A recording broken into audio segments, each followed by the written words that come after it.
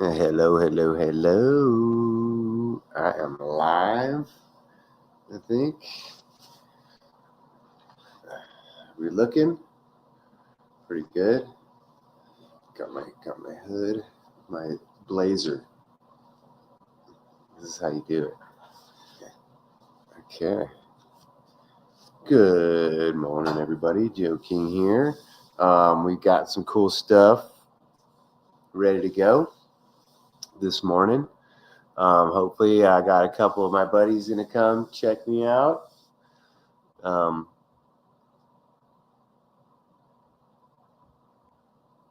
man John Keeley's going to be here in a little bit. Hopefully, Mr. Super Sidewinder will show up.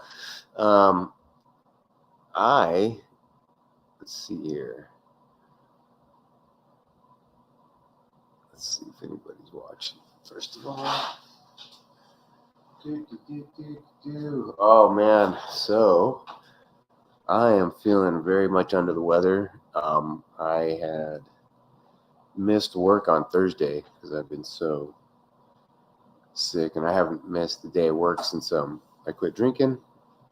It's been almost 5 years, and I literally could not get out of bed on Thursday.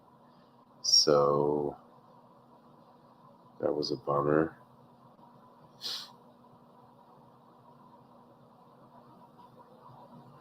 Let's see here. Check me out.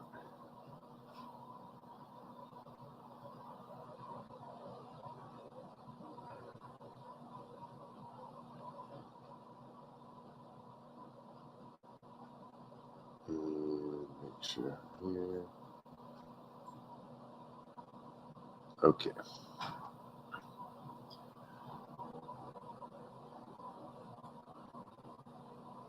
And nobody's on yet, so I'm gonna grab me a cup of coffee, and then I'm gonna play a video about this couple mine disasters that I showed this week.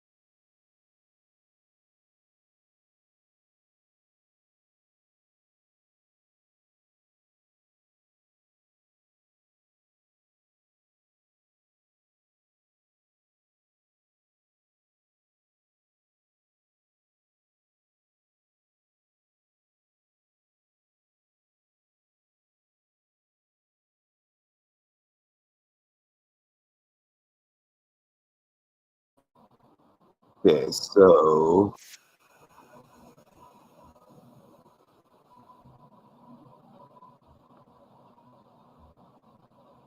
here is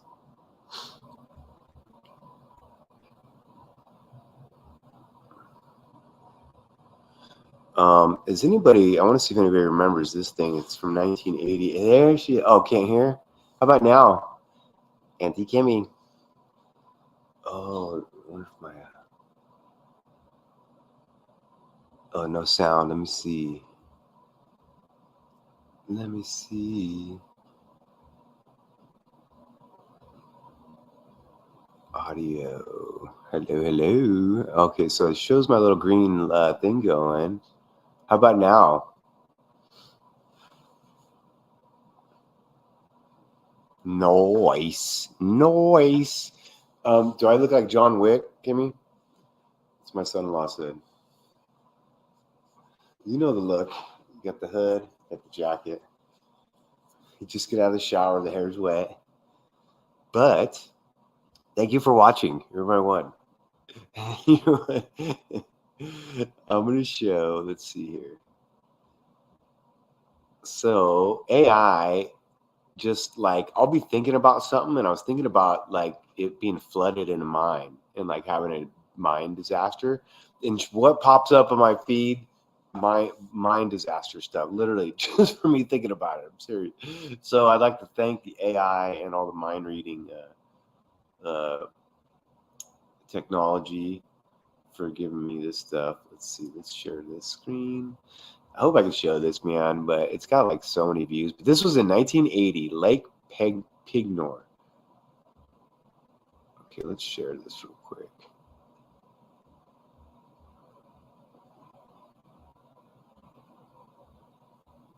In Louisiana. Okay.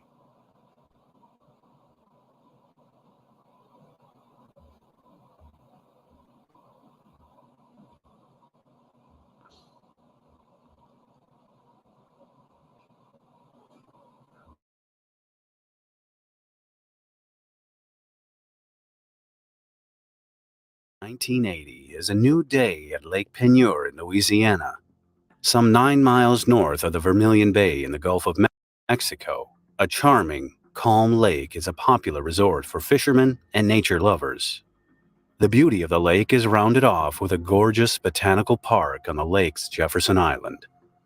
However, not everyone present at the lake is interested in its natural beauty. An oil drilling platform in ownership of the Wilson Brothers Corporation was recently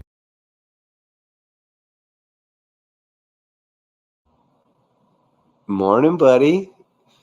My big brother Steve's watching. That's pretty cool. Hopefully my other brother Robert will get in the chat too. What's up, buddy? I was thinking about well, I'll talk to you offline about some stuff that'd be kind of interesting to talk about. My brother's a very, very interesting dude with some neat stories for sure. But good morning, buddy. So let's see here. Let's get back to this thing.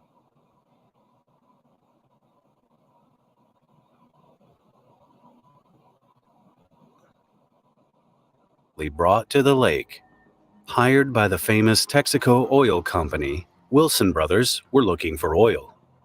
Beneath the lake lies a gigantic salt dome, meaning there is probably oil somewhere near. Indeed, the calculations have shown a substantial deposit of oil on the edges of the salt dome. The Wilson brothers were supposed to drill down to it. Their employees were experienced. They had done the job many times before and knew all the trade secrets. So, once engineers gave them coordinates, they threw themselves into the job. Drilling for oil is a challenging and dangerous job that can cause unpredictable consequences, including severe accidents. And today, the workers are about to experience such a situation. Early in the morning, at around 6 a.m., the 14-inch drill gets stuck at a depth of about 1,230 feet. When a fire starts, every moment matters. How quickly can you respond?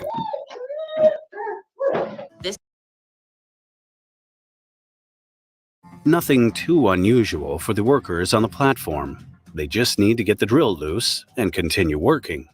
However, it seems that the drill won't come out, no matter what they try.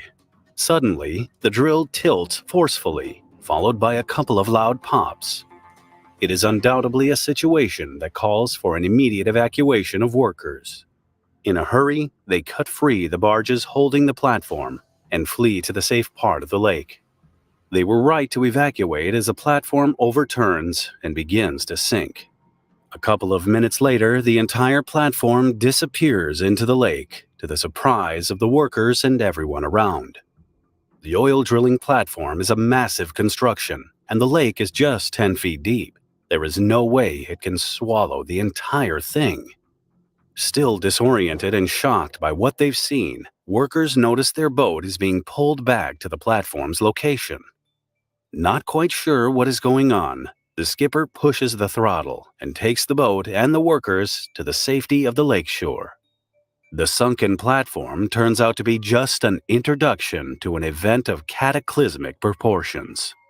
A giant whirlpool forms at the spot where the platform used to be, sucking in nearby barges and boats, soil from the Jefferson Island, trucks, trees, buildings, and even a parking lot near the Botanical Garden are sucked into the giant vortex. The Del Cambre Canal that takes the water from Lake Peigneur to the Gulf of Mexico reverses its flow under the influence of the whirlpool. People around the lake are stunned by what they witness. To many of them, it seemed like the bowels of the earth opened and the end of the world is coming.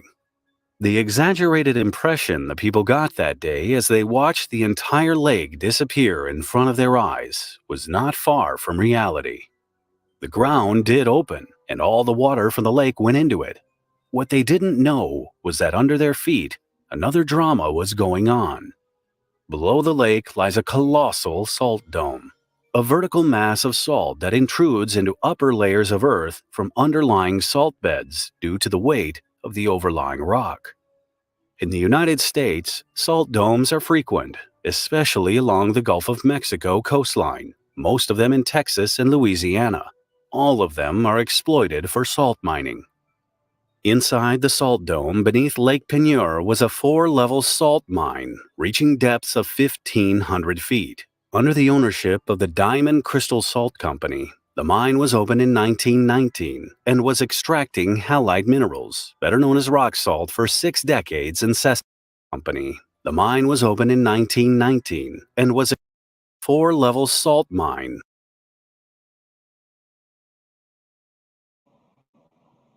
So you look at these things right here, man. What is this? 1,500 foot deep, just like that, straight down, man. Look at these mines, unbelievable. So keep in mind this thing right here, and I got another one to show that just blows this one away about these mining operations and when they were done and what type of equipment was available to be used to get this type of work done. So just like these are the diagrams that really trip me out. This stuff is pretty neat.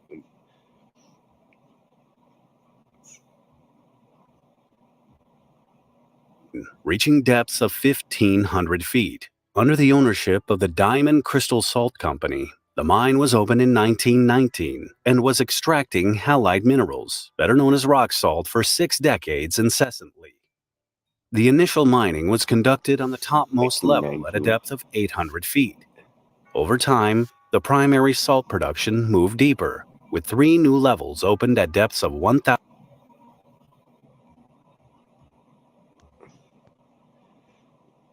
Good morning, Mr. Keeley. Hello,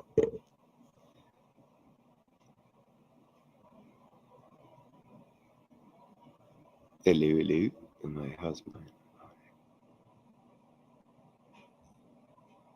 Hello, hello. Oh, I think John's froze, but that's my guy John. He's on. He'll get his stuff straightened out. What's that? Yeah. Oh yeah, Kimmy's on.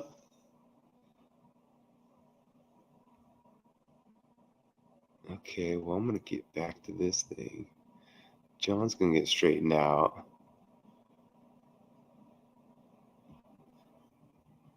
And of course, this thing was opened in 1919. Can never get away. 1,000, Can't get away from 1,300, 19. and 1,500 feet. Each level consisted of large tunnels up to 100 feet high and wide.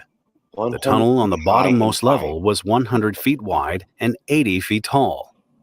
Each of these tunnels was created through the process of mining. Inside them, vast pillars of salt were left untouched to support the tunnel ceiling. Like oil drilling, mining has its own risks. A record of mining-related accidents is rather long and includes a whole palette of dangers, from ceiling collapses to outbursts of explosive gases trapped in underground pockets. In salt mines, miners pay special attention to the stability of their tunnels because the entire structure lies on pillars made of the same material they are digging out. The presence of the water is especially hazardous, which could easily dissolve the salt pillars and leave. I want to know the first guys that were that started that salt mine there. They're the first ones that came up to the mountain and said, okay, we're gonna start digging this thing. And eventually we're just gonna dig thousands and thousands of we're just gonna dig hundreds and thousands of miles. Oh, there's John, my buddy back. Hello, hello. Oh, wait, let me see. Oh no, at the stage. John. I'm not hearing you, buddy. Let me see. Let me pause this. Let me go back. Hello? Is it me?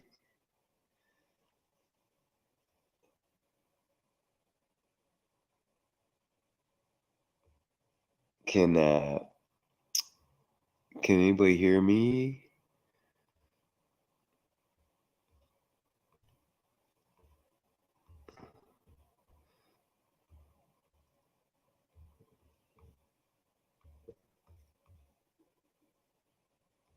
Huh. Am I I don't know if you're sound I can't hear you, John. Can you hear me now? Oh, there you go. There you go. I can barely hear you. Oh, wait. What's that, bud? Can you hear me now? I can hear you. There you go. Nice. Nice. How you doing, buddy? Good. I can barely hear you. Oh, really? How about Alright. there? Hey, you know what? My Yeah. pastor was having a hard time connecting with his computer. He doesn't have Chrome. He has Safari. Oh, gotcha. Safari. Yeah, that's Apple stuff. Yeah. Will that work? Yeah, I believe so. I don't really, I have no idea, really, to be honest with you. He would like to come on. Could I give you his phone number Oh, and that'd see be if you could killer, help him man. get on? Click it. Where is he, on his phone or is he on his laptop? You said maybe his phone's better. He just has a regular. He doesn't have a smartphone. Oh, gotcha. Nice. That's my kind of guy, man. That's cool. Yeah, whatever. If he could come on, dude, that would be absolutely epic. That'd be killer. Do In you fact, think? yeah. Do you think you could go off for a second and see if you could help him get on, Um, or we could just do it for another day? maybe I don't know how I could help him. I don't. I mean, I'm not real savvy as far as all this stuff goes. Right. Yeah, I would. Well, Look, never mind. I guess ooh, Dostal another Borba. time. My brother gave me a good the Dole Stole Bowls. Interesting salt mines. Interesting. Yeah, I'm gonna look that up, bud. My brother texted me some other stuff to look at. But yeah, man, that'd be cool if he gave it a shot, or even the links right there too in the chat, right there. Did he try it? Yes, he So, was. He doesn't have Chrome on his for his I don't know for his for.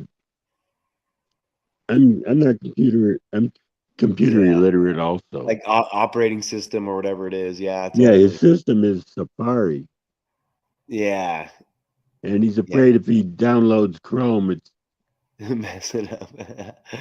That's a bummer, man. So that just shows you that it's all Google. This one is StreamYard and everything is owned by Google. That's team. They're like two teams. But yeah, so this first one was just trippy overall. There's not much as far as like this whole mining operation on this little lake sunk. It's so intense. So let's go back to this real quick. 5 miners descended at the bottom 2 levels at 1,300 feet and 1,500 feet below ground. The shift began as usual. Using the electric shovel, they mined the rock salt, then transported it to the surface in small mining carts. However, the job was disrupted by an unusual sound coming from down the tunnel. Electrician Junius Gaddison went to check. To his amazement, the strange sound was coming from fuel drums banging against each other as they were carried down the tunnel by a knee-deep stream of muddy water. He knew about a history of water leakage in the mine, but a torrent of water was a clear signal that something was wrong. Can you Not imagine that, wasting dude? time, Gaddison called for an alarm. 3 short flashes of mine lights signaled everyone inside to leave the mine as quickly as possible. The problem was that the elevator to the surface was slow and was designed to carry only 8 people. Moreover, many miners working on the bottommost 4th level had their passage blocked by water. They had to go a long way toward it using mine carts. You know, a lot of people think that in order to conceal carry, you're going to need a tactical belt and a set of jeans. Well, I'm here to tell you that you don't. Despite the fact that the elevator took a long time to reach the surface, the miners kept their composure. They calmly waited for their turn to get to the safety of the surface. During that time, maintenance foreman Randy LaSalle searched the mine tunnels for workers who might have missed the signal to evacuate as quickly as possible. In a race against time and water, miraculously, all 55 miners reached safety. The key to successful evacuation was that all the employees were well trained for such situations. Once on the surface, the miners were shocked by what they saw. The lake and everything on it was disappearing into a whirlpool. It suddenly became clear what had happened. The oil drill got stuck because it penetrated the mine ceiling at the 1,300-foot level. Doing so created a funnel that allowed the water from Lake Peigneur to leak into the mine. The water dissolved the rock salt around the drill as it flowed down, creating a larger and larger funnel. Once mass amounts of water reached the mine, they began dissolving the salt pillars and caused the entire mine construction and everything above it to collapse. In just 3 hours, the giant hole in the ground took all 3.5 billion gallons of water from the lake into the mine. On top of that, the force of the whirlpool was so strong that it drew the water from the Delcambri Canal, dragging along 11 barges from it. A crew on an anchored tugboat struggled to hold their vessel against the current, but eventually abandoned it before a swirling vortex swallowed it. It was a horrifying image. Where once a lake was, there was now a gigantic hole. The cataclysmic image was complemented by a 400-foot-tall geyser spraying water and debris into the air. Because the water was flowing into the mine faster than the air could get out, the air was compressed and burst out through the mine's air shaft. The water coming from the Gulf of Mexico began to fill the hole through the Delcambri Canal, creating a temporary 150-foot-tall waterfall, the largest in Louisiana. For the first and only time in history, water in the Delcambri Canal flowed northwards. It took 40 hours to refill the lake, and once it was filled and the water pressure equalized, 9 sunken barges popped out to the surface. Unfortunately, the rest of the barges, a drilling platform, a tugboat, trucks, and other things remained trapped in the ruins of the mine. Luckily, no lives were lost in this unusual accident. There was only severe material damage. The lake suffered a significant change, though, as it was now filled with brackish water instead of fresh water. It was no longer 10 feet deep. It had now become the deepest lake in Louisiana, at 200 feet. It was a drastic change in the lake's biology. In the years to follow, many new species of fish and plants appeared in the lake. It was a whole new ecosystem that had to be adapted to. However, a question remained. How was it possible that the people in charge of drilling were not aware they were drilling directly above the salt mine? The official report on the disaster, released by the Mine Safety and Health Administration of the United States Department of Labor in August 1981, failed to explain it. All of the documents regarding the drilling sunk, along with the drilling platform. Even though there is a chance that the drill may have deflected toward the mine, it's most probable that the engineers in charge of the drilling made a miscalculation and placed the drill right above the mine. For the same reason of the lack of original documents, one can only guess who was responsible for the miscalculation. There is a possibility So that this is Texaco engineers this made the one. wrong trigonometric. These numbnuts didn't know they drilled right on top of it. I mean, give me a fucking break. Does anybody remember this thing from 1980? But holy smokes. And this one right here, we got another one.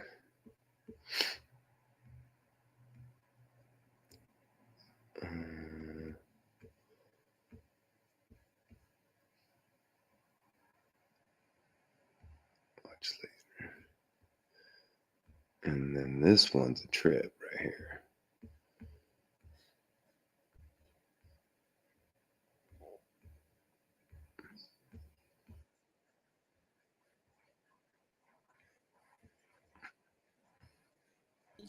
Or drilling needed. Just peel off the adhesive backing and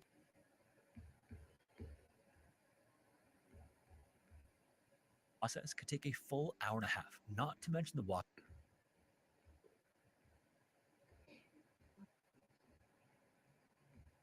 Why does anyone wear ponchos if they never actually work?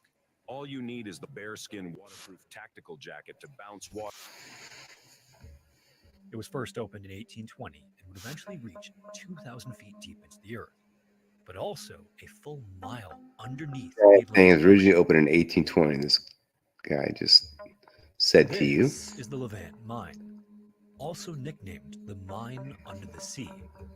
It was first opened in 1820 and would eventually reach 2,000 feet deep into the earth, but also a full mile underneath the Atlantic Ocean.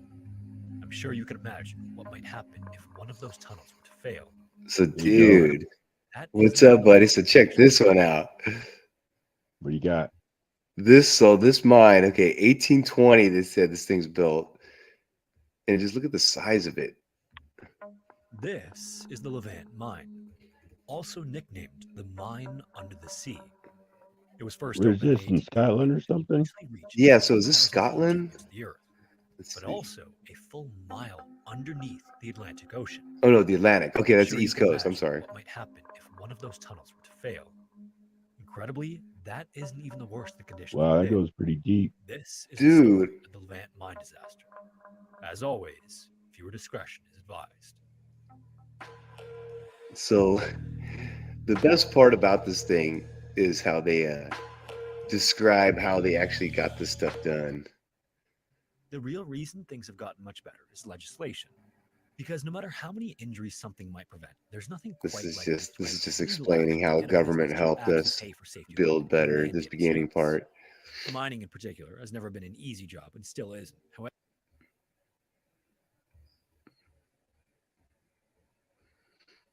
What would I do to this thing?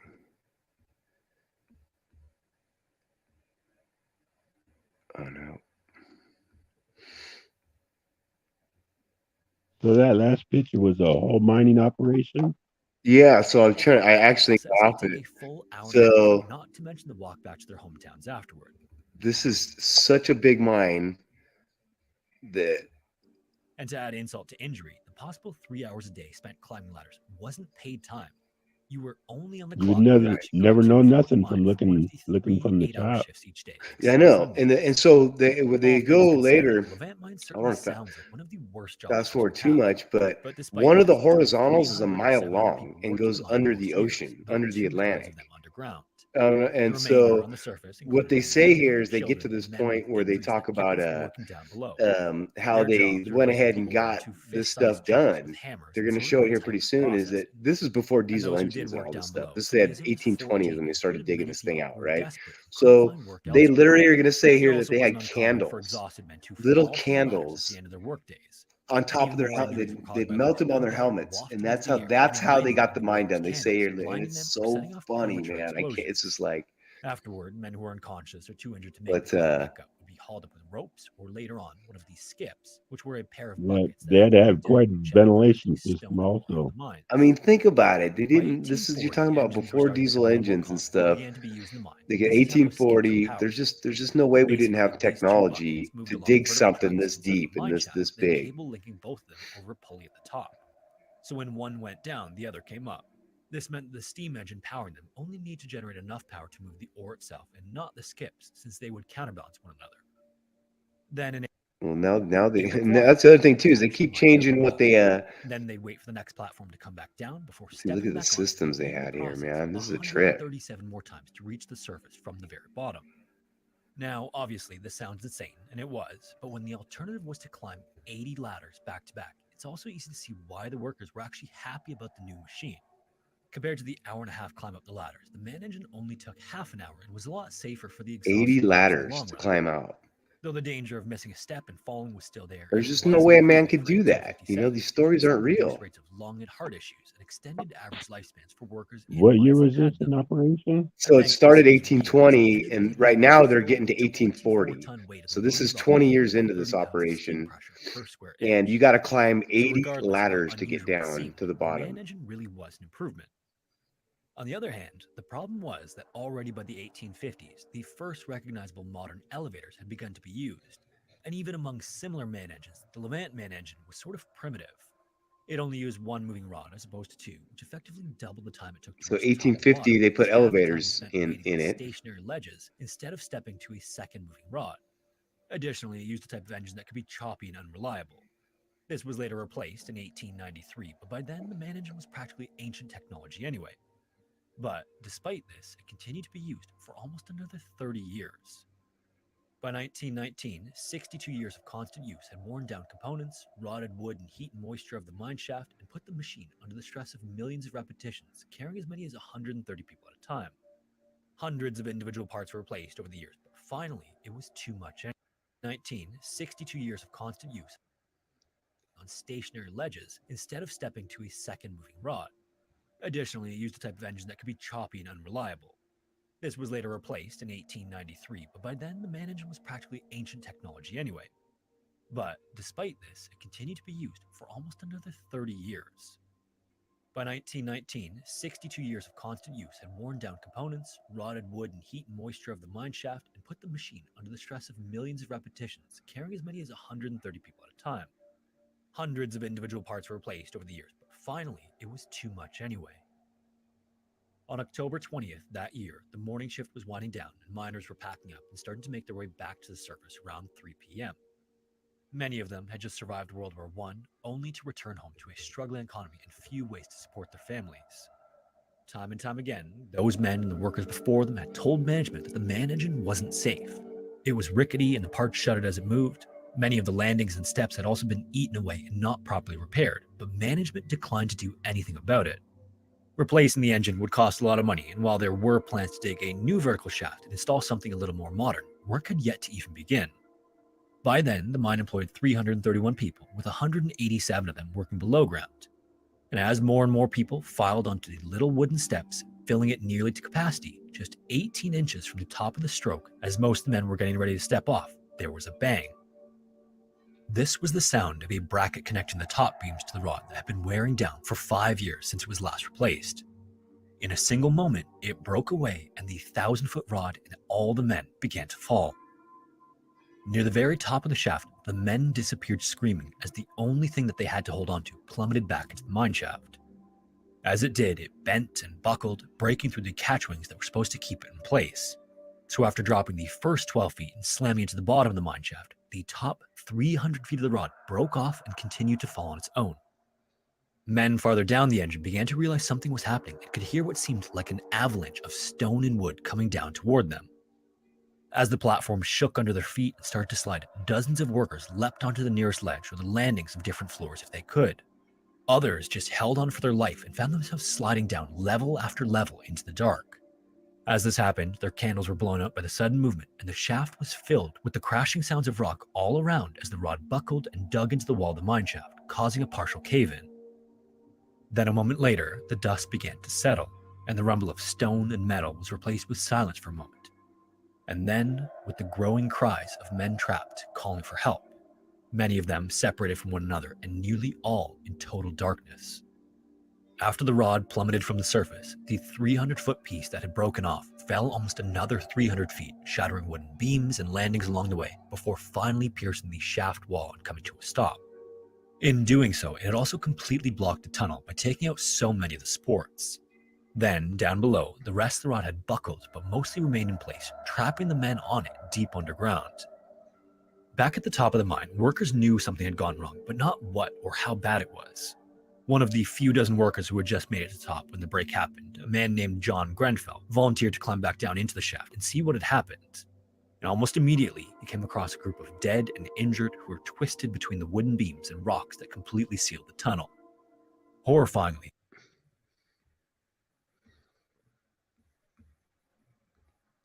Good morning, Mindful Exposure. Sarah, how you doing? Mr. Super just woke up, taking a little cat nap. Oh, no problem, buddy. No problem. So this thing is a trip. So John, I was thinking about like mine disasters, and this stuff comes in my feed, man. Like just by me thinking about this stuff, because I was like dreaming. I watch all these mine shows, and I think, man, what if they did collapse and stuff? And this is the stuff that comes up in my feed. Wow. So Yeah, that's crazy. I mean, 1919 though, all this stuff happens. You know, I don't know. What do you think about all the disasters and stuff like this? You know, all these tragedies. You think this is an accurate description of what happened on this day in 1919, or do you think it's some kind of psyop? Oh, no telling. No telling. So is this a coal mine? So this right here. So this was God, you know what? What kind of mine is it? Let's see. I should Google. So this one right here, this, I don't know if you see my cursor, but this one in the middle, the long one that goes under the ocean, is a mile long. It's a mile long. I mean, these things are just, and the idea is that these guys took it with picks and dug it out, you know, and had candles on their helmets. That's what it said in this video earlier. I couldn't find it, but I mean, what do you think about that? You know? Yeah, it's pretty amazing. Is this like a structure of something else that was like, are these like actually hallways? And like, was this some sort of man-made structure, and now you're just going in and mining it out, boring it out, you know what I mean? Like, because these mines are amazing, you know, they're so huge. Yeah, there's labyrinth. Yeah. Where are you on the meltology and the you know, what do you think? Because we're gonna look at something here in a minute with the big those big stones we looked at. We're gonna check that out. So let me get your opinion, man, as far as not totally nailed down, but overall where you're at. You got melt, you got flood, you know, you got giant trees, you got, what are these structures? What do you think, man? The possibilities are endless. I mean, there's so many ways you can go, you know, on each subject. But were you gonna talk about giants today? Yeah, let's do it, man. Let's switch gears and get on little giants. For sure. Did you have something? Did you have a video? Well, yeah. So that one, let's go to that real quick. And I wouldn't. There's a lot of these videos where these guys say, I got on Google Earth and I found this, and I think they're all most of them work for the government and are sent out to these places, but who knows? Either way, they get some great videos. So let's see here. This dude, the POV channel is this dude, God, he is a nut, man. He goes on the edge of these cliffs and stuff. Yeah, that guy. He's out there by himself too. Always, dude. I'm like, who is it? You know, is he? I don't know who he is. But he send a dog for rescue. Oh, really? I know. I'm just saying, if he gets in a predicament, there's no one to. Yeah, send a drone for help. I mean, what if you get like bit by a scorpion or something? You know what I mean? It's like, dude, Or fall in a crack. fall and turn your ankle real bad, dude. So, Yeah. yeah, that's why I like Anyway, these guys, man. They inspire me. yeah, I was watching that video yesterday. So here's this, and Amazing. hopefully it's cool with me showing it. You know, these people should be happy that we're showing their stuff. I think, you know. Curiosity and to customers who are interested in what your business has to offer. Now you can reach people based on what matters most to them. So I just Southwest. I spent a lot of time searching Google Earth for a cool spot to see it. Eventually, I stumbled across this massive cliff overlooking Monument Valley. It was when I started looking for campsites on the edge of this cliff that I noticed something odd. The cliffside was not a straight line I expect.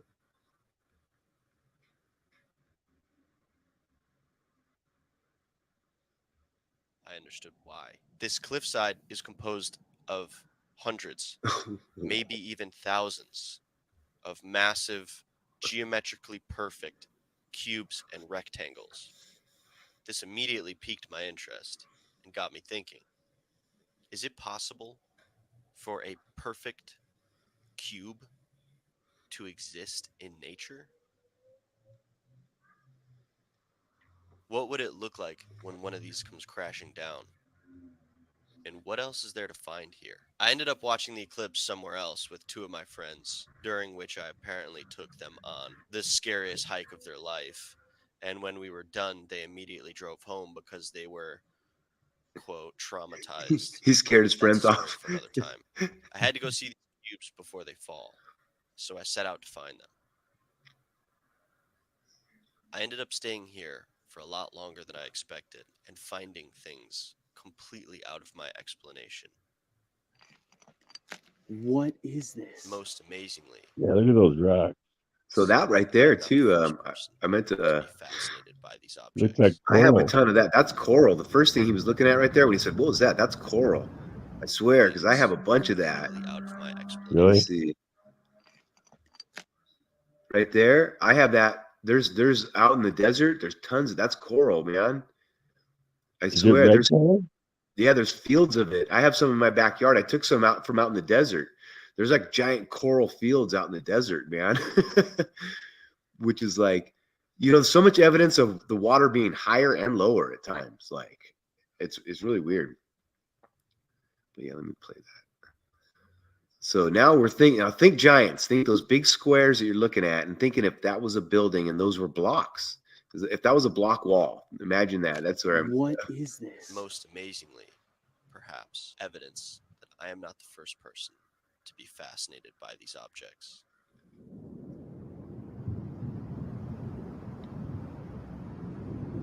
Are those, is that sandstone? I think so. The sandstone, is that silica based? I don't know, but you know, all the red is iron, I believe, right? So,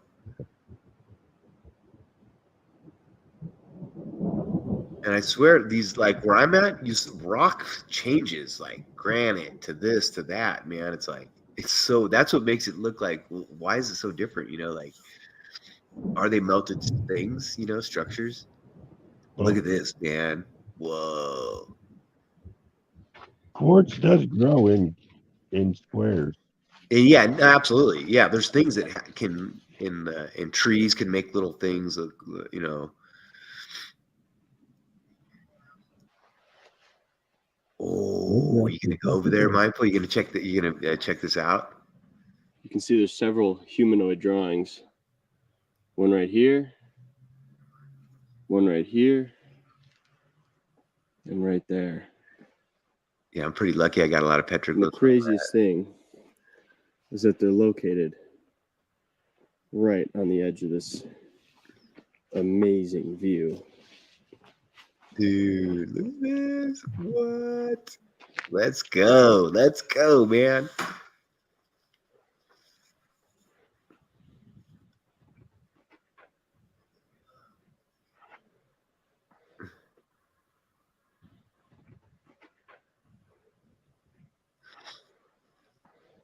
Is he gonna go back to that rock that's balancing? The big one, the squares. Yeah. Or no, that. Oh my gosh. Look at that thing. Which one? Never mind. Okay. Look at this, dude. Come on, man. Come on. So at one point, that tip would have fit perfectly right here. You guessed it, buddy. But then something underneath this stone eroded away and it toppled outwards.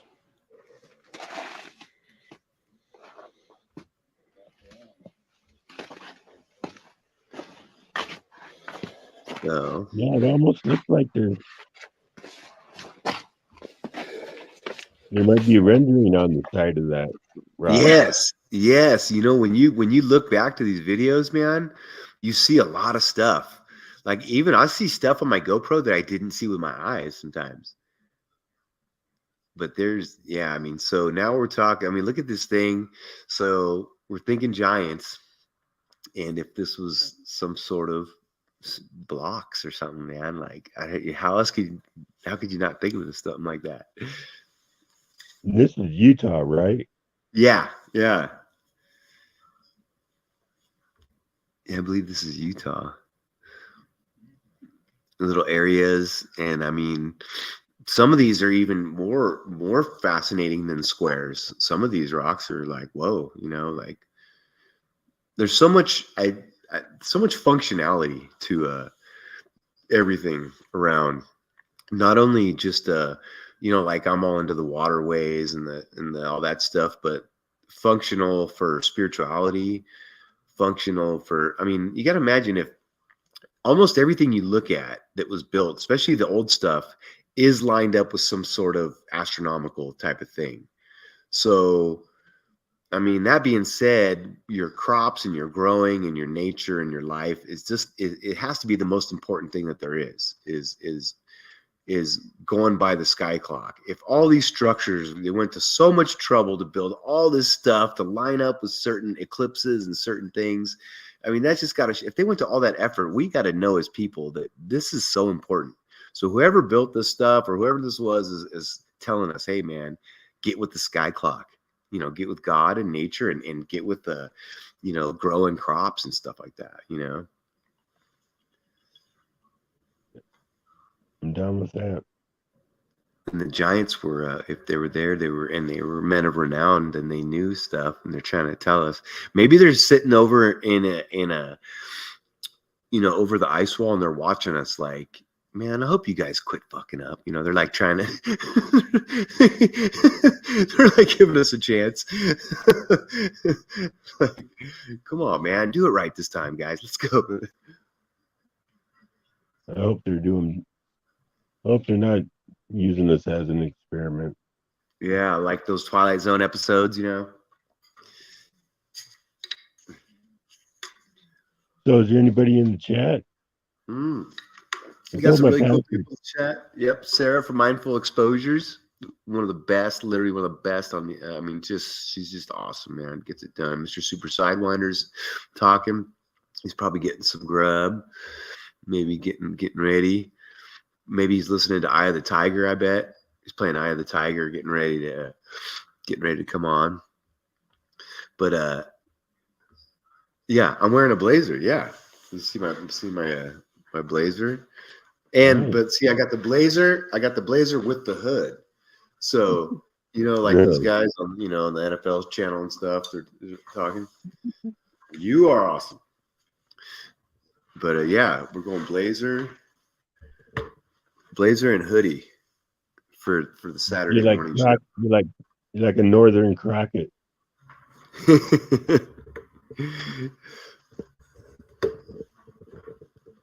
Yeah, this was Utah. This one that we were watching. Oh shoot, we're doing this one.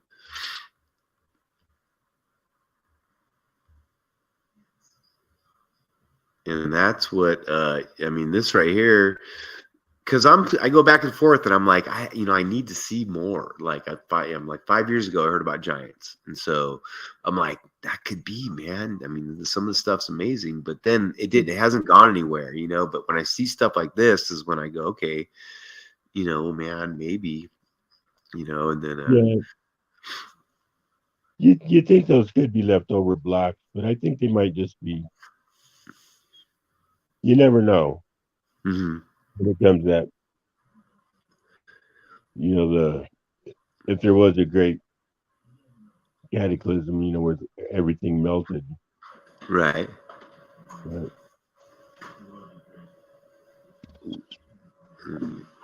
I don't think this could be part of that. Would be evidence of it, but that does right there. Those walls look a little funny. Yeah, I mean, it's definitely there's something. I mean, I like one of my videos. I went over there to this rock climbing wall. What's that? You'd think it'd be more flush. Yeah.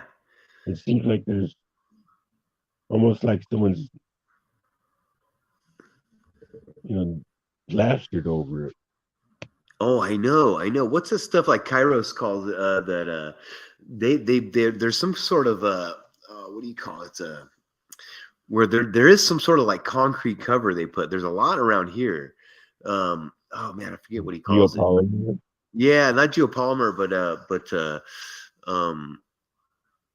like when it's a term for leftover concrete. It's what the concrete guys use for their I can't remember, but they cover a lot around here. I know for sure, and now they're starting to say, oh, we're doing it to prevent rock slides and stuff like that. But it's almost a coat of concrete from some time or another that's just over the side of these hills and these rocks.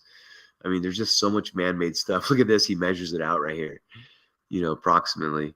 He brought a 12-foot tape measure like a numbnuts, but I mean, so how about trees then? If it's because then you got that theory, which is always fun to get into too. It's just like because trees are so big, they are huge. How big they exist, and they can split these neat kind of things. But I don't know, man. I think we're looking at.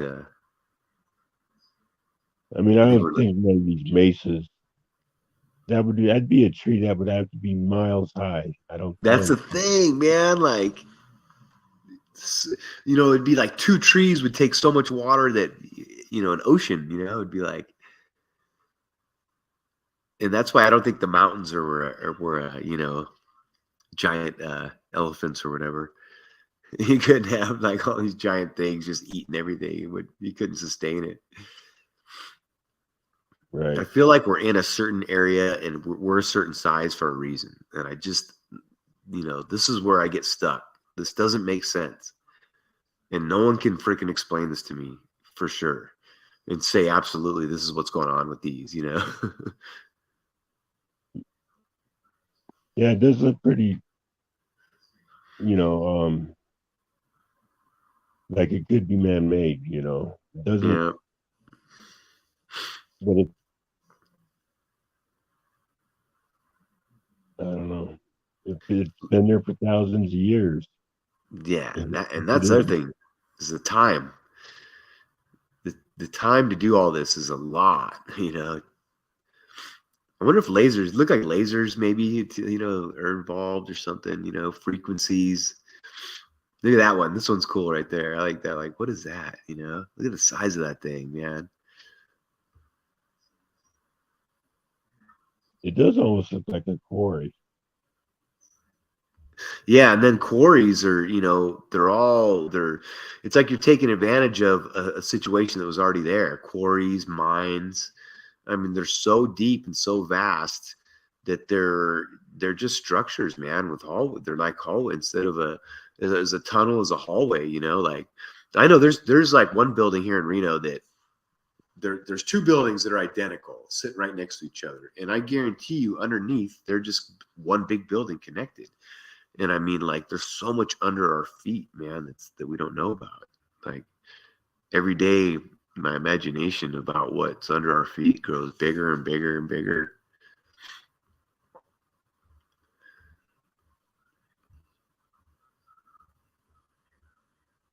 I wonder how big that tape. Well, you can see that's a huge rock right there.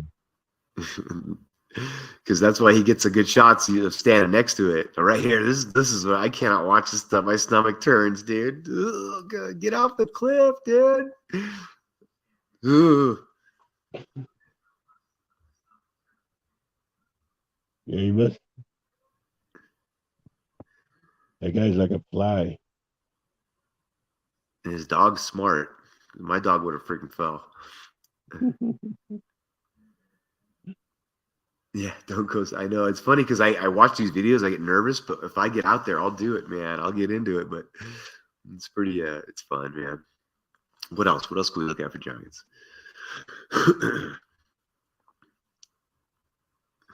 Yeah, I thought you were gonna actually have something on giants. What are the largest giants that we've discovered in the United States? 12. I know that's what they're so in Georgia in the South. There's a bunch, man. From let me see here. Why don't they need to uncover some of those mounds? And that's the thing is, yeah, the mounds got them. The Smithsonian took all this stuff, man. Here's I wonder if I can find it. You ever seen the Book of Giants? Sounds familiar. So this is one of the ones in the Council of Nicaea that was the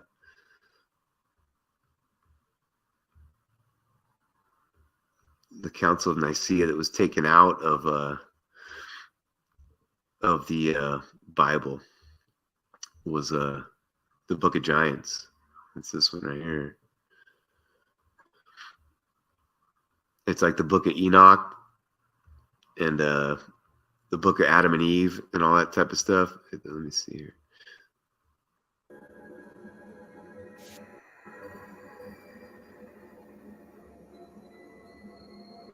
Yeah, that's from the Dead Sea Scrolls and stuff. I mean, I wouldn't have to sit and watch this whole thing, but had you not heard of this, John?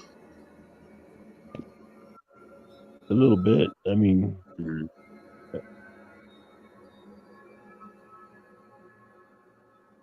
Book of Giants. Narrative of the fragmentary Book of Giants found in the Dead Sea Scrolls. Narrated by Matthew Schmitz.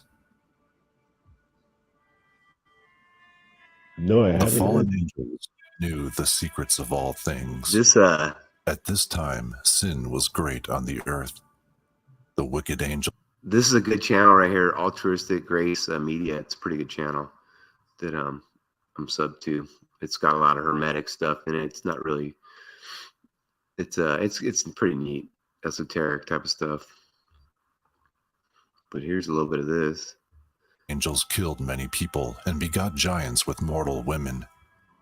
The wicked angels consumed everything that the earth produced, the great fish, the birds in the sky, all the fruit of the earth, all kinds of grain, the fruit of the trees, even beasts and reptiles they committed sin against.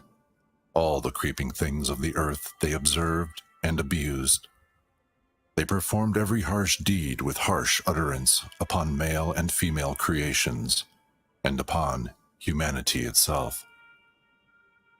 The 200 angels seized 200 donkeys, 200 asses, 200 sheep and rams of the flock, 200 goats, 200 beasts of the field from every animal and from every bird, for experiments in breeding with humans and all types of miscegenation.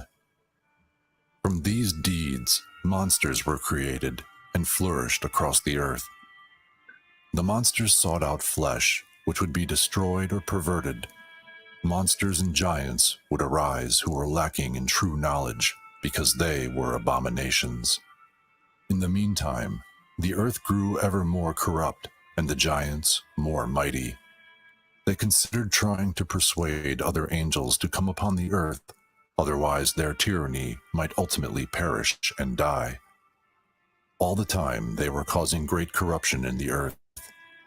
If this goal did not suffice to perpetuate them, they thought they would be finally destroyed.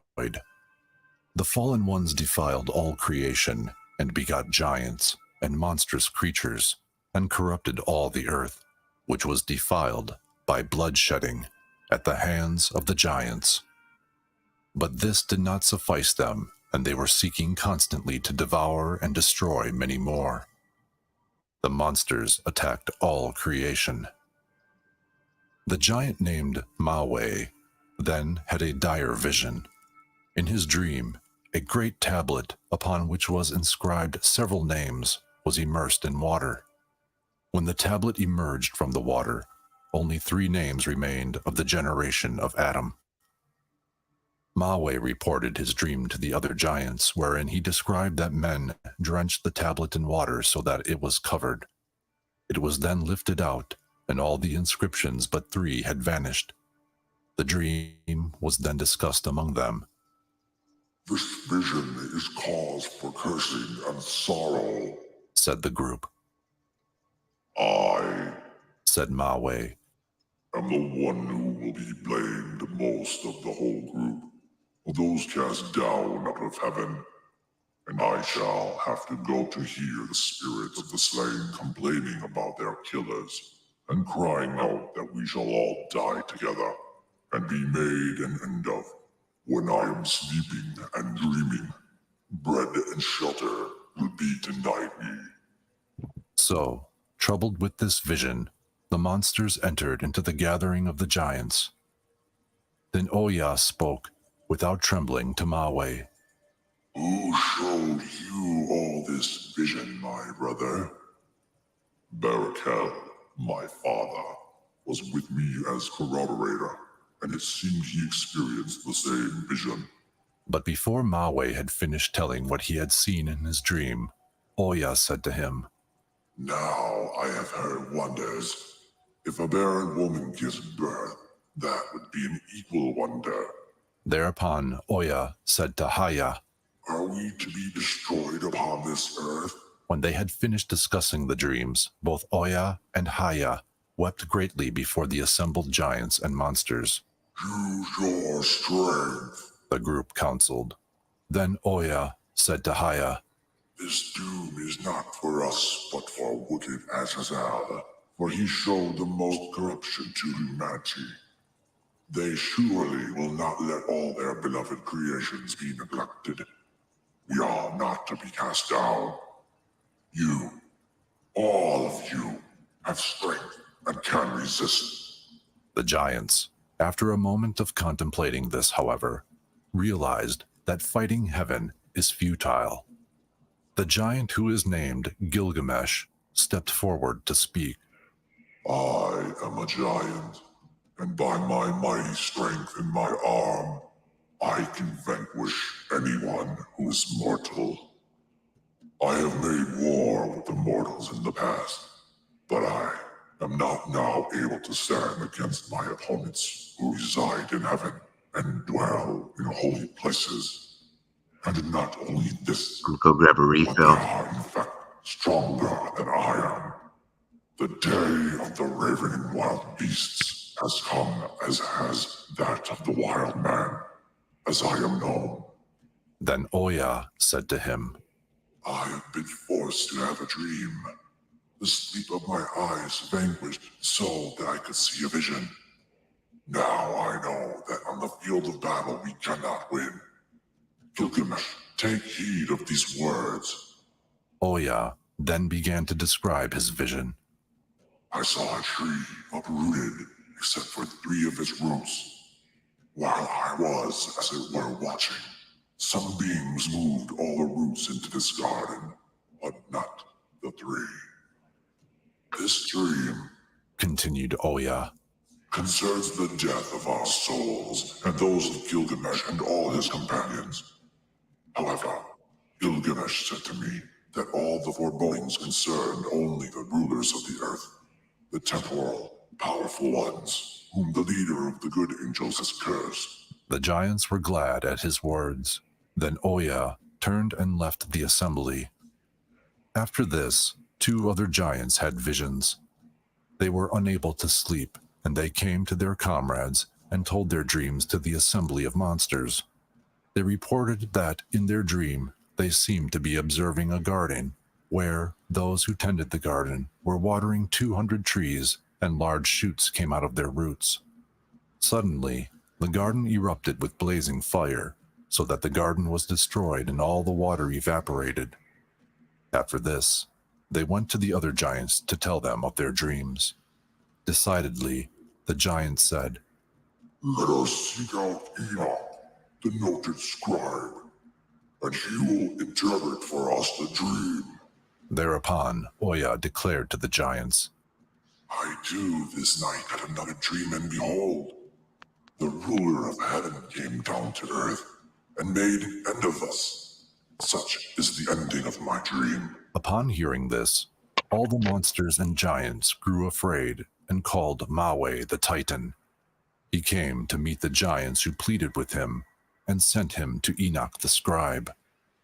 The giants said to him, Go to Enoch, so that he may speak to you, and then return to let us know you have heard his voice.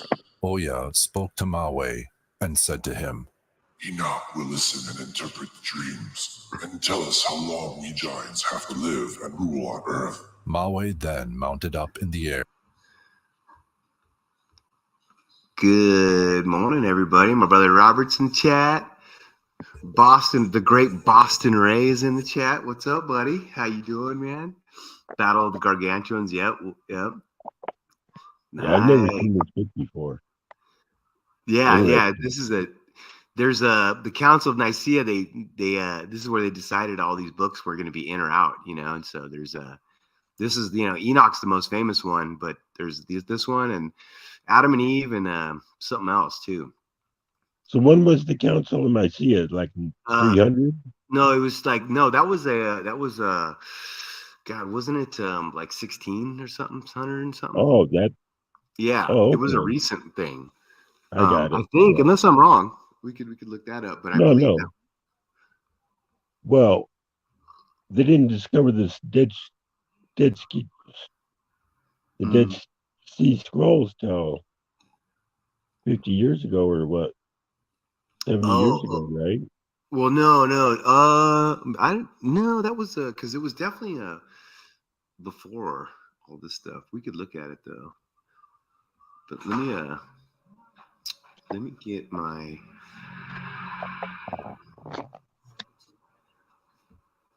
Yeah, put that. Close that door, man. Okay, let me put this one more time in chat in case anybody wants to come in. I'll post a link real quick. Anybody got some giant stuff?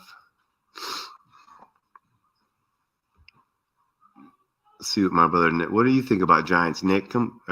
Robert, come on. Oh, I can't post it. There we go. Boom. Okay. I'll put this back on. Does anybody everybody interested in this still? Keep playing this? Air as if upon strong winds, using his hands like eagle's wings. He left behind the inhabited world and passed over the great desert of desolation. Enoch saw him and hailed him. Maui told Enoch of his mission and said to him that he would speak with him. Flying here and there, Enoch came a second time to Maui, after he, Enoch, had warned Maui about flying too near the sun. Maui spoke to Enoch and said that the giants and all the monsters of the earth await his words. The fall of the giants and wicked angels has been carried out. The Council of Nicaea, 325 after death. Expert in history, my brother Robert, come on, Nick. Could you come on here and then you could correct us when we ask questions? He's actually a history major, so that'd be neat to have on here, buddy pal. Click that link.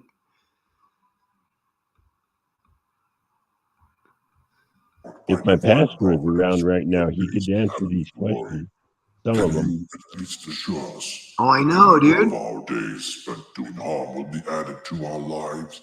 You wish to know the meaning of the 200 trees that came down from heaven. The scribe, Enoch, gave Mawe a copy of another tablet that bore his, Enoch's, own handwriting. The writing on the tablet said, "In the name of the great and holy God, this message is sent to Semiaza and all his companions. Let it be known to you, the giants and monsters, that you will not escape judgment for all the things that you have done, and that your wives, their sons, and the wives of their sons will not escape, and that by your licentiousness on the earth there has been visited upon you a heavenly judgment. The land is crying out and complaining about you and the deeds of your children, and about the harm you have done to it. Everybody sub Boston Until Ray, the Mudblood heavenly angel Adventure. Raphael arrives, behold, destruction is coming by a Raising great hell. flood, which will destroy all living things, whatever is in the deserts and the seas. The meaning of the dreams is by way of judgment for all your evil. But Raising chat. So who's this Malway? Sounds almost like Yahweh. Exactly, dude. That's what yeah, and is it an angel they're talking about or a giant? But all these names are so similar. For And real. there's always like two characters in the Bible that are the same name almost.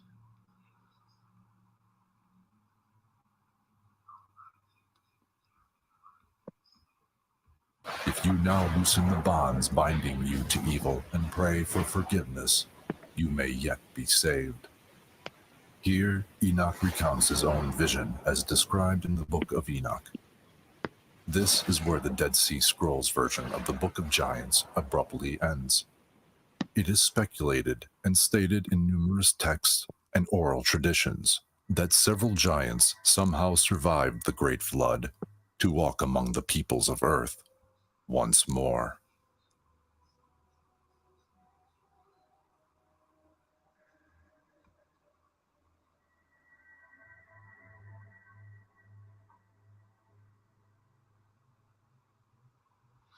Yeah, that's pretty deep. Yeah, it's a little short one. It's a real good. It's a good channel. Altruistic Grace Media. And then here's some other one. Here's kind of a funny thing. I was watching. Let's see. I was watching Aladdin with my granddaughter. Let's see, history. Oh, here it is, right here. So I was watching Aladdin, and I hadn't seen it for years. And then this part right here where he meets him. Hopefully I could show this. Just a few seconds of this is kind of funny. Okay. When he first meets the oh, there it is right there. It's sharing. Oh, perfect. Okay. Here's what he says right here. Yo. Say, you're a lot smaller than my last master. Either that or I'm getting bigger. Look at me from this. What does he mean by that? Yeah. Either that or I'm getting bigger. Look at me from the side. Do I look different to you? Wait. Hey, you're a lot smaller than my last master. Either that or I'm getting bigger. Look at me from the side. So who is it? Maybe he's a giant. Maybe his last master was a giant. I was like, that's funny. Like, what did he mean by that? Yeah. His last master was 6'4". Is that what he means? Probably not.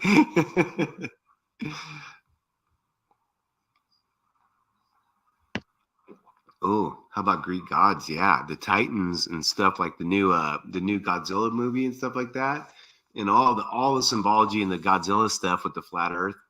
But I mean, Greek gods and all that stuff. I mean, there's just like, as far as shoot, man, we could look at all kinds of stuff.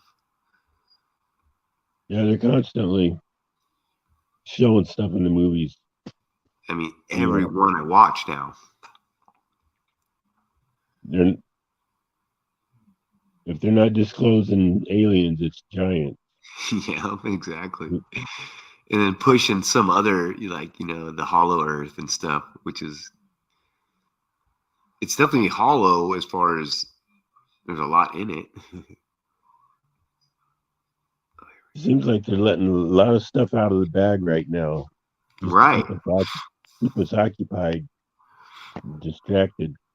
And also, I think they want to know who's who and who, you know, who's thinking alternatively and stuff like that.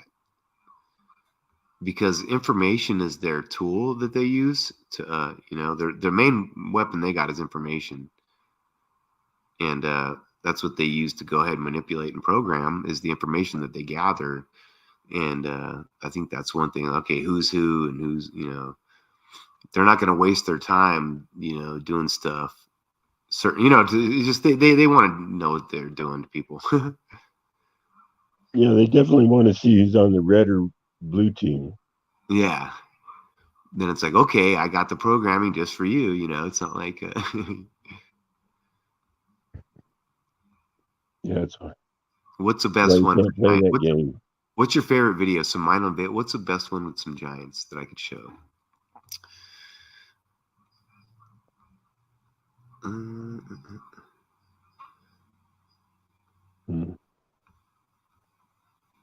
I got so much stuff on here. Oh yeah, I watched that Mind Unveiled last night. That was pretty good. I started that. I fell asleep though. Yeah. China Unveiled. Oh yeah, about China. Good stuff, man. Like they weren't even calling it China back in the day. It was, what would they call it, cafe or something? Yeah, totally. Yep. Yeah.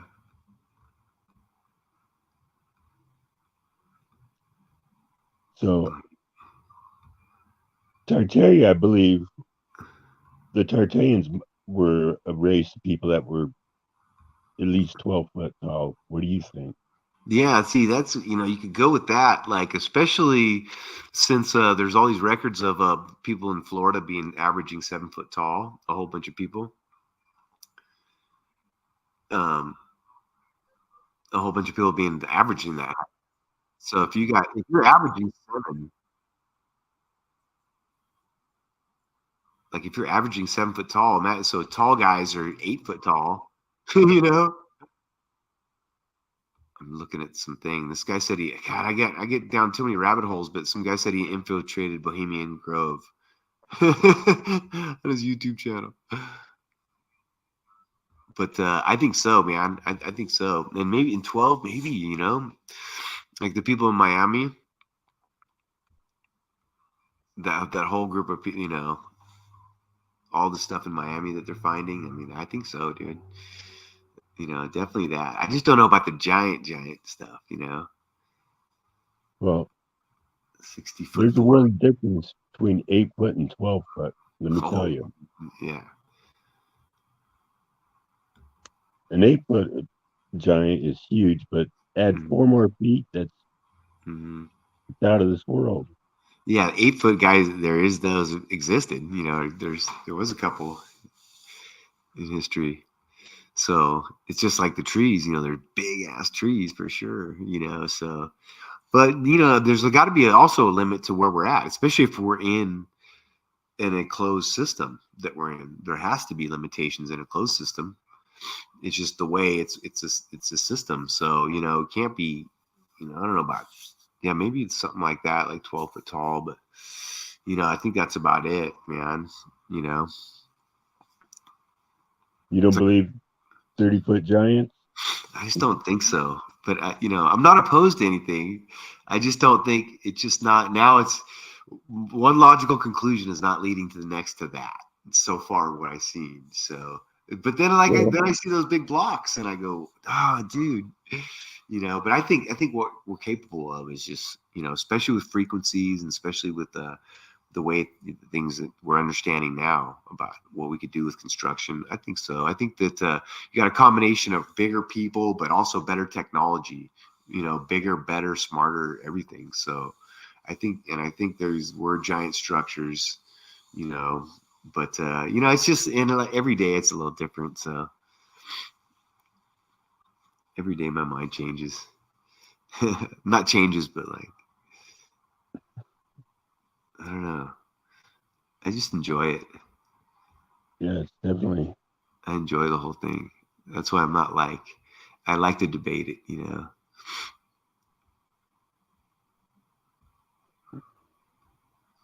Yeah, I got some pictures from the Capitol over here in Carson City where standing in the doorway, and it's just like super big. The doorway.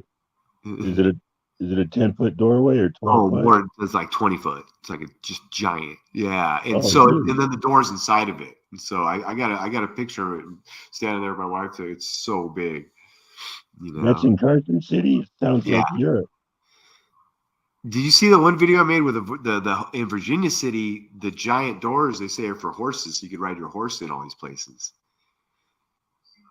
And they have their doors built inside of doors, like going into all along that old stretch of those little stores that I was at, that little downtown area. That's why they had the extra large doors so you could ride your horse.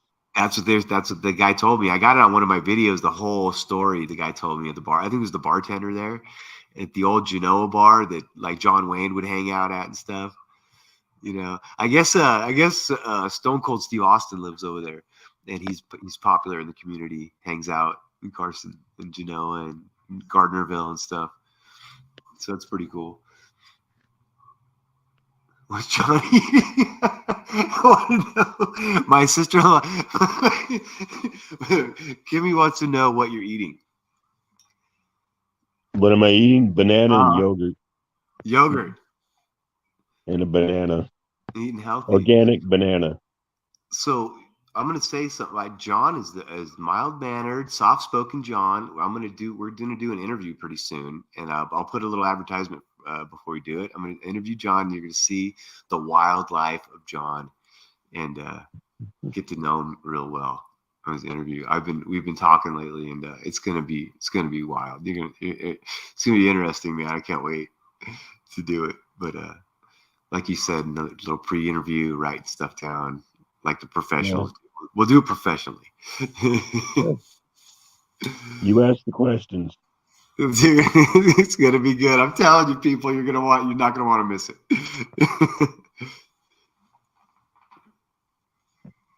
Yeah, the road God has led us down.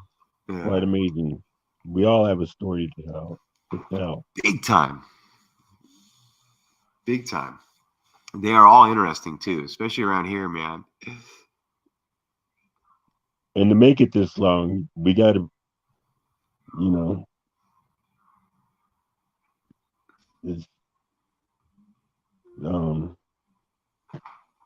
you have to bend down a few paths to make it this far. Yeah. And you're like, if you live the life of a real man, a real woman going out there in life and really doing things and living life, you're going to get into some situations, man. And there's everybody think about your stories, man, because I want to hear them. Right. Yeah. Some of the stuff is not even that amazing to yourself. And then you tell other people and you go, whoa, you went through that? Dang, dude, that's crazy. And I do it all the time where I'm like, dude, that, a lot of people have neat stories.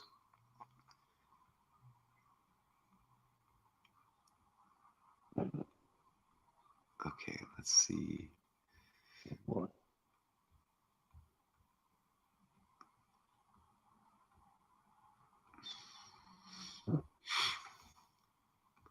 I'm froze. I'm trying to find some stuff. Oh, there we go.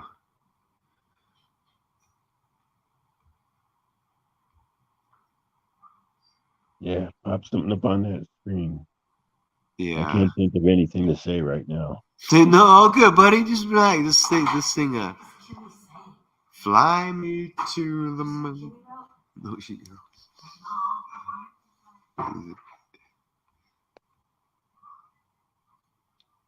who does the best?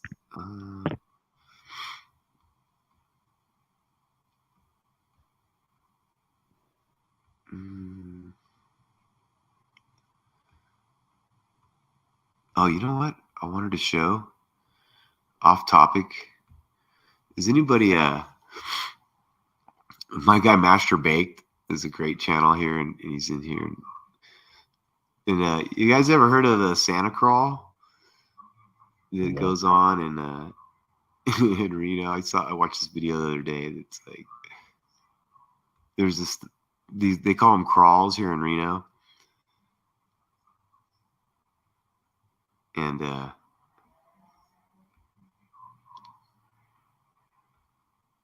just wanted to show everybody how we get down here in northern Nevada real quick.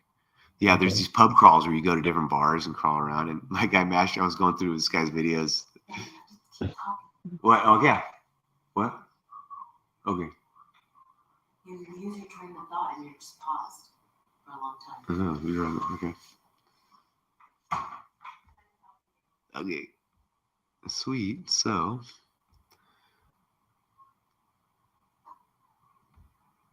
Before I forget, I just wanted to show this real quick. What goes on here?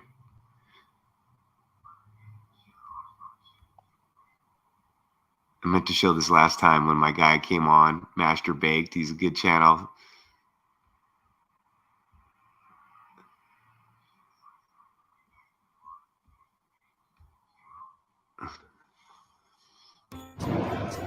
Here we are, baby. Downtown Reno, Santa Crawl. Look what I found. This beautiful Chevy.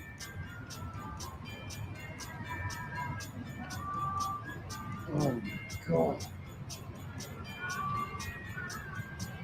So they have different pub crawls here in Reno where it's like they have one for superheroes. Everybody dresses like superheroes and goes from bar to bar and like has a good time. There's ones where they're just like all these different pub crawls. And here's the one for Christmas. It's called the Santa Crawl. So I just want to promote my buddy's channel real quick here and show this thing and how people, it gets nuts. Like you can't even walk around downtown. So everybody who ever wants to come visit Reno, come to the Santa Crawl. Here it is right here.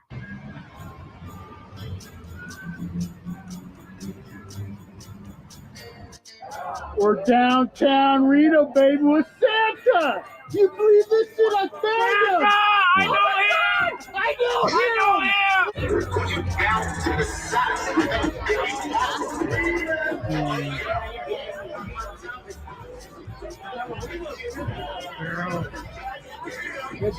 Girl. So that's my brother. My brother Steve's been there in chat, posing as Kimmy. Okay. There's like a name for that when you go and act like you're somebody else in chat. There's Soso. There. Oh, look at Soso. You're one of my favorites. I haven't seen you in so long. She got a great channel. Post a link to your channel too. Actually, can you come on here and tell your story about when you ate last time you ate a Angus burger? That was literally one of the funniest stories I ever heard in my life. I would be honored if you came on here and told that one. Excellent. You know what I'm talking about? The Angus burger. Angus burgers. Yeah, this is my friend here. She's got a great channel. And post your link on there. I'm subbed to her. You ain't talking about poached meat, are you? No. I was just talking about a story that my friend here, Soso. How do I say it? You don't remember that one? It was so funny. You said you. Okay. It said you said you had a a nightmare. You ate an Angus burger and you had a nightmare that a bull was chasing you. It was so funny. Yeah, Big Nick, this dude, yeah, he found an Alf doll. My guy here at this channel, Master Baked, and so he goes around with his Alf doll. And dude, so that's we used to watch that with our dad, Alf.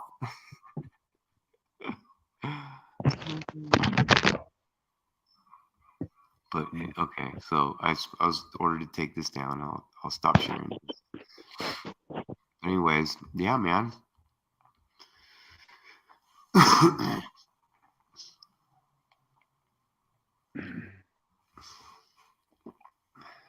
Yeah, man. Pub crawling, man. They have all these different ones. Locals, we're like, don't even go downtown nowadays because during the Santa crawl because it's so packed down there.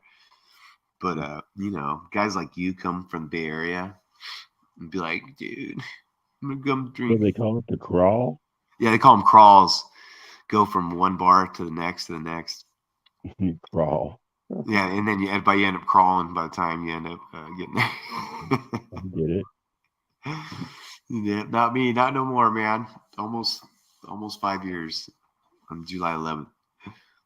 Congratulations. Thanks, man. Not one sip of booze. All right. Well, I don't have much planned. I don't know if it's about it for today, or you got anything else we want to look at, or anything you want to see. I was so sick this week, man. Oh, and I tell you, man, that's all I'm gonna say about that is that I think everybody in the same area gets the same inundation, like from stuff from the sky, stuff in the water, and I think everybody, because a lot of people around here are feeling like I'm feeling pretty horrible, pretty crappy, but I don't think that people make each other sick. I think it's from the terrain, not the. I've gotten the sniffles twice this year. Yeah. But that's all I'm gonna say about that, because I don't know if YouTube doesn't like that those topics. Some Eat people healthy. What's that? Eat healthy. Yeah. Eat orange, man. I had a Thursday. I got up to go to work and I couldn't. My back hurt so bad. I couldn't even stand up, and I never miss, man. Oh, thank you so much. LinkedIn share. Thank you. Appreciate it.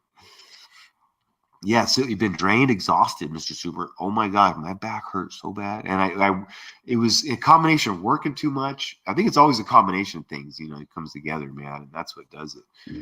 What's being inundated from the outside in, and then just working too much, man. Working more. People ain't supposed to work this much, man, And so I think that with the weather and just the end of this winter, I think I'm over this winter, man.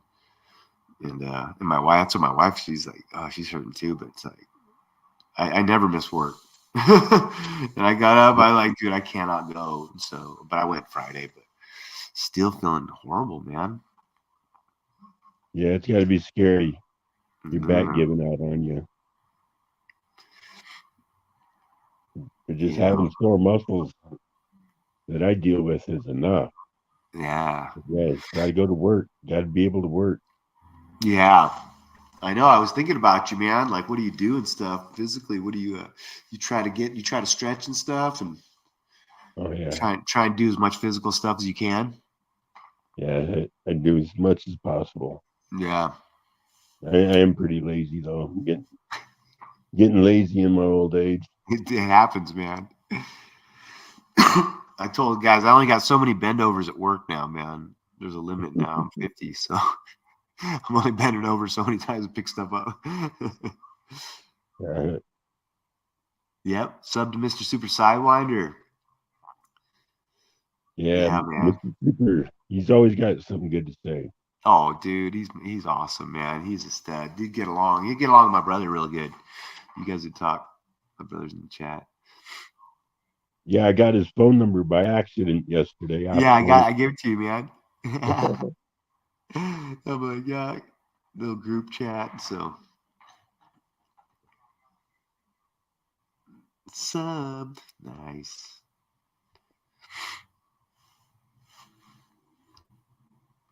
Nice. But yeah, other than that, man, I'm having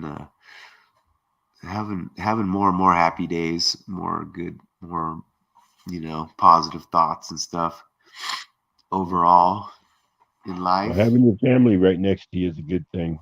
Yeah, I worked hard to make it like that, make it that way because I didn't want it to be, I just didn't,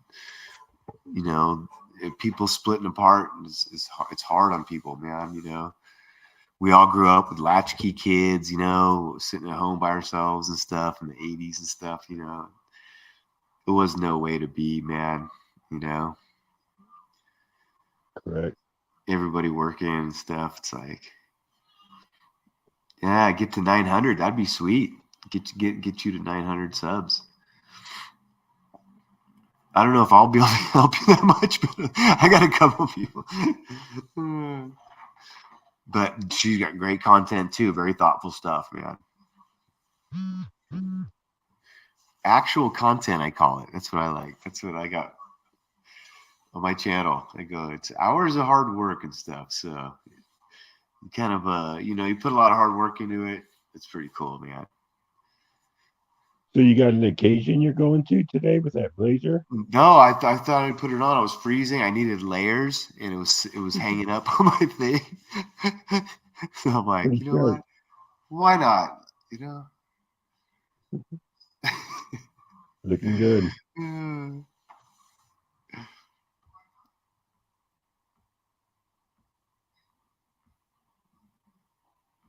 All right. Well, I think I'm going to go spend some time with my wife. Yeah, man. I'm going to go sleep with the family too. I really super appreciate you coming, buddy. Right on, yeah. And we'll talk soon. Okay, you got it, brother. Sounds good, man. All right. See y'all. Mr. John Kerry. Cool, man. Well, just a little chill stream. Reverend Joe.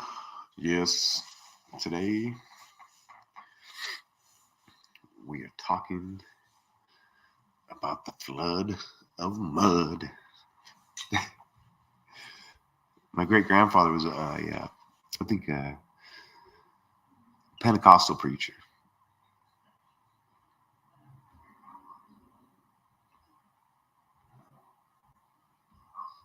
But let me see here. I'm gonna play one of my videos before we get out of here. I'm gonna find one that no one watched and see, and just play it a little bit. Oh, you know what? I've been wanting to do a thing about like camels and the animals and stuff that might have been around here. So I have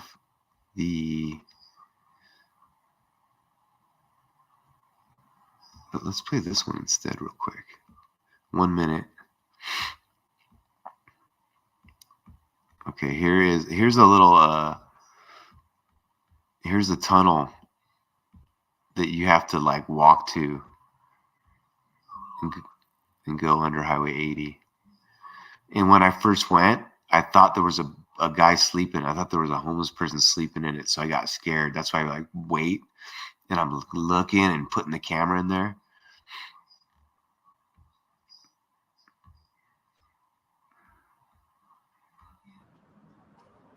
It's going under Highway 50, and it is probably 100 feet long.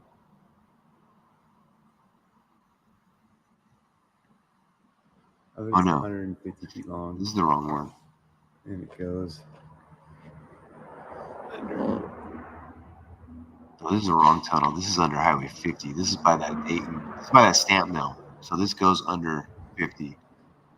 And when? That's pretty cool, though. I mean, why not? When was it built? So. And was it flooded over? There's Ray. Look at it. Boston Ray, Mud Flood Adventures.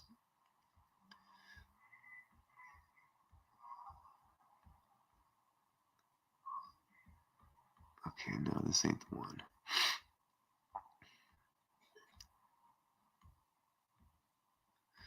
So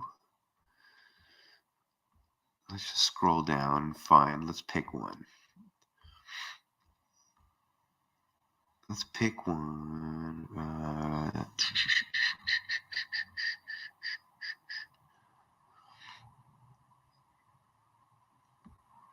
How about some downhill?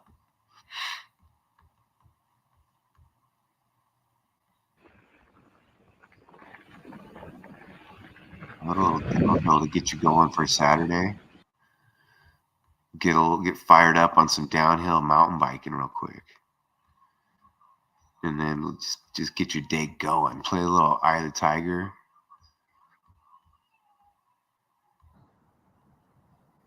Good morning, everybody. Joe King here. We are at the top of Jackass, the El Burro Trail, El Burro Ridge, or something like that. Everybody just calls it Jackass. Jackass Ridge. And this is single track radness. We got our bike. We got knee pads. We're strapping up helmet, nice and good. We're gonna go get down this hill, get back to the Fort Edge, and check out this downhill here on the Jackass.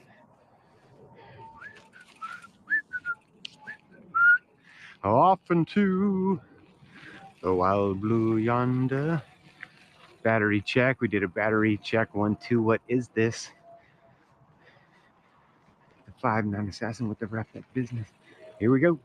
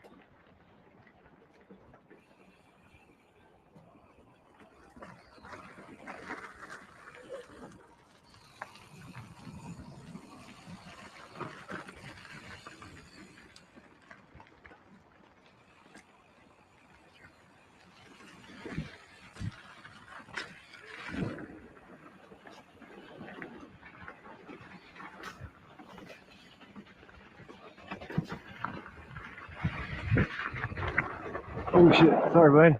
Sorry. Yeah. Dude, I'm not. This is my first time here, so I messed a couple people up. I'm not sure. Yeah. I think we're not sure. Okay.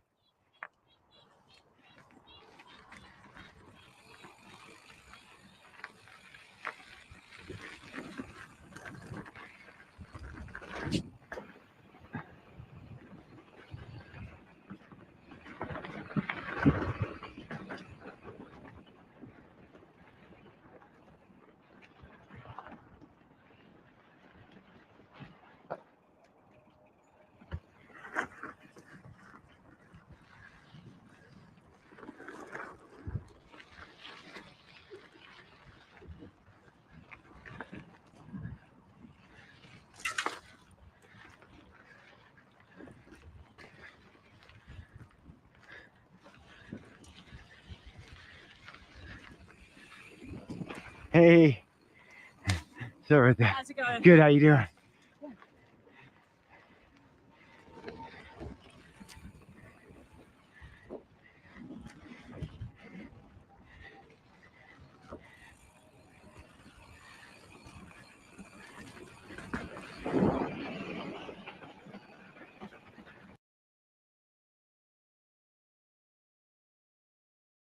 Oh. It's supposed to go last off. I'm not sure if I wasn't that. It's my first time. Hey. Am I going the wrong way or? Yeah. Okay. Which way should I go? That way or keep on left? Go to one way. Oh, okay. Probably what you just Yeah. Yeah. Oh, gotcha. Yeah, okay. I think I came up totally the wrong way. It was way too hard. I'm like, this is not fun. Just hit the, and it'll hit the road right there. Yeah, for sure.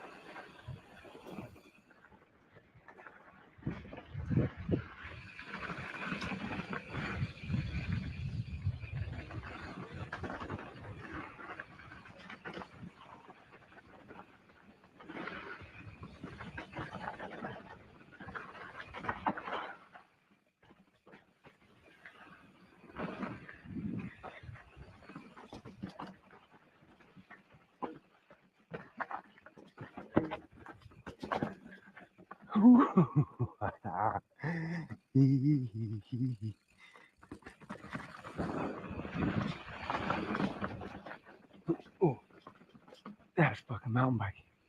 Whew.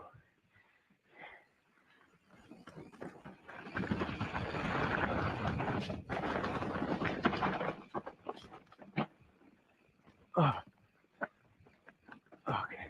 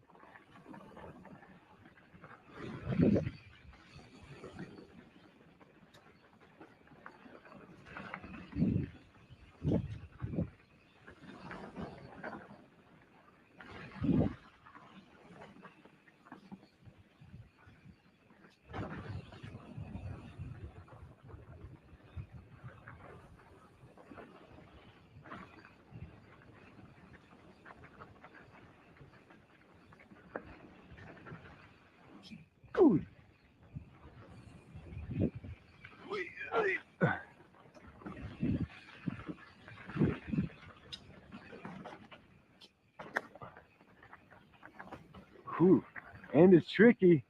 Ooh.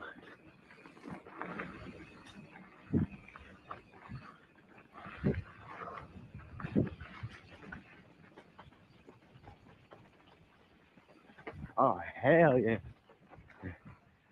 That was fun. Sweet. Oh, here's the, I think I'm still going down. So what was that right there? That's not our parking lot. Now, keep going. Sweet. That's the road up. All right, motherfuckers. Little side trail, that was epic.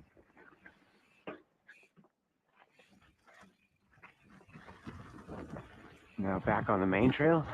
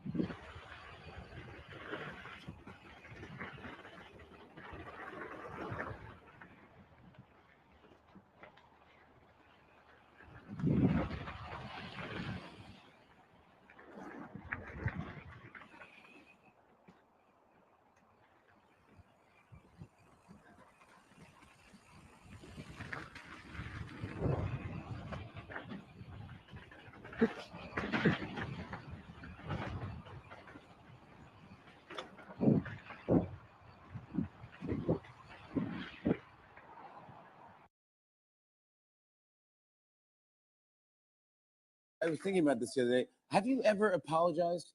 Ever in your lifetime? It was not supposed to be one of the questions. This one came out of the None of this. No, actually none of this was we had a very nice little sequence of questions. Yeah, no, I don't so use far, any I of think this. you said, throw them. Yeah, I'm like you now. I don't use teleprompters. I'm like you. Much better. It's like in the mirror.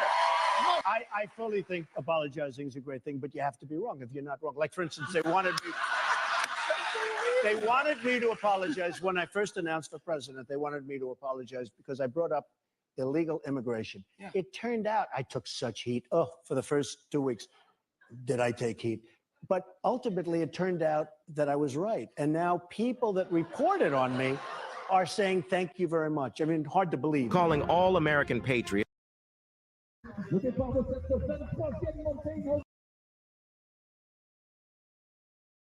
Alrighty, everybody. I'm gonna we got links. Okay, so let me get some wrenches on here real quick, and then I'm gonna end this in a few minutos. But first, let me see here. I'm a little slow figuring all this stuff out still. Okay. Okie dokie. Well, maybe okay.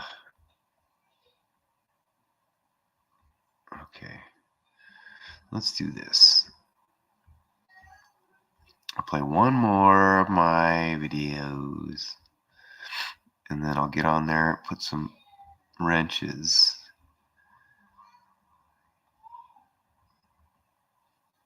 This is kind of along the lines of what we watched earlier, as far as unexplainable things in the mountains. This is up at Donner Summit. There's a rock climbing wall. This is the practice wall, and I probably played this already, but let's just look at it one more time.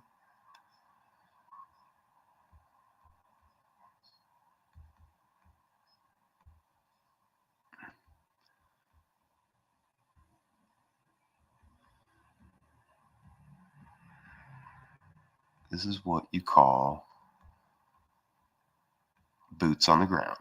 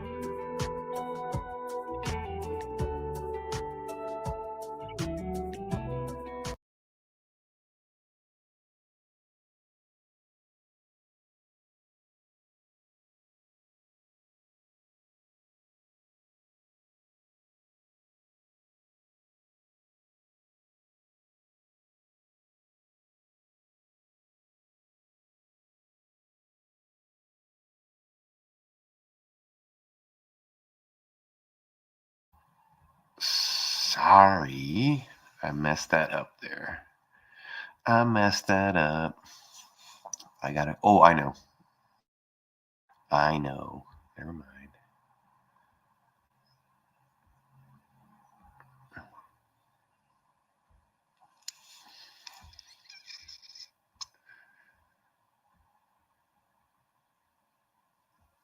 What are you looking at here? Okay, I'm gonna keep talking.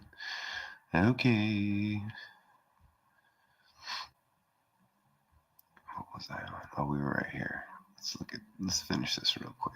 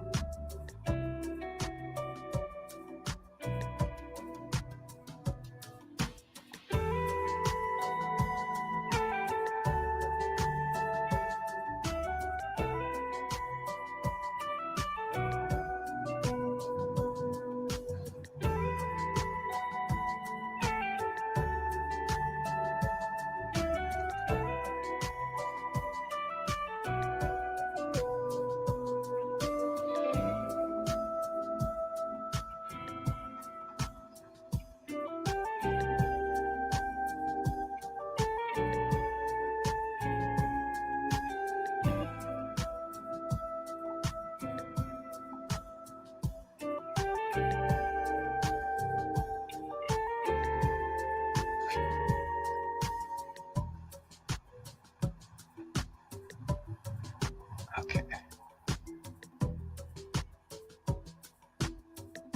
Oh, nice. My brother's channel. Thank you, buddy.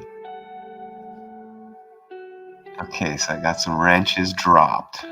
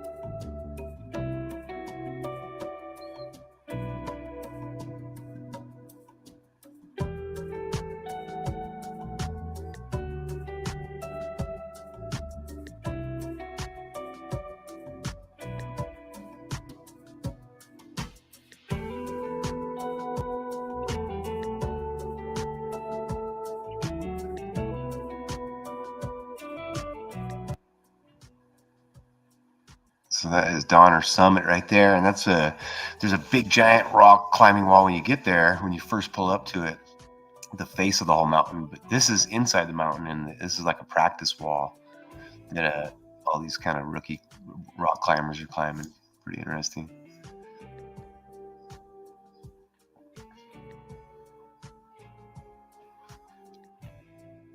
Nice.